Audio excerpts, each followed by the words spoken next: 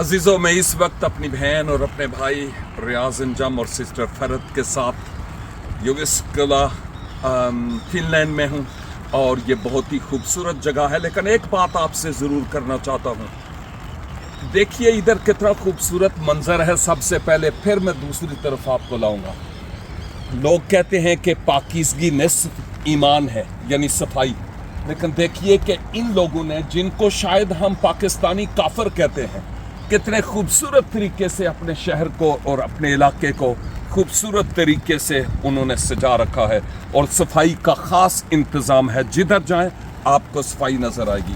लेकिन एक और बात जो मैं आपसे करना चाहता हूँ वो बहुत आम है।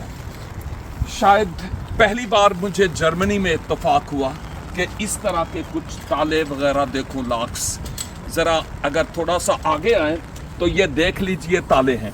जहाँ तक मैंने किसी शख्स से पूछा कि ये क्यों हैं, तो इसके बाबत मुझे ये बताया गया कि ये ताले वो हैं जो नौजवान लड़के और लड़कियाँ एक दूसरे से अहद बांधते हैं, तो फिर आकर वो यहाँ पर ताला लगाते हैं कि हमारा रिश्ता जो है वो पक्का है। मैं सोचता हूँ कि दुनियावी तौर पर खास जितने ही ताले क्यों ना लगाए, अगर खुदावंद ही घर ना बनाए तो बनाने वालों की मेहनत अब्स है।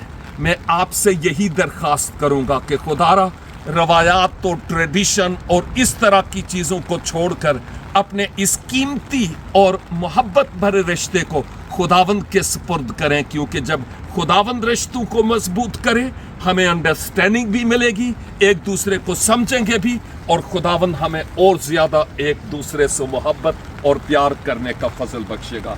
आपकी तवज्जो का बहुत बहुत शुक्रिया। खुदा करे कि ये बातें हमारे दिल नशीं और जहन नशीं हो जाए और इसके मुताबिक अपनी ज़िंदगी बसर करें। आपकी तवज्जो का बहुत शुक्रिया। Thank you.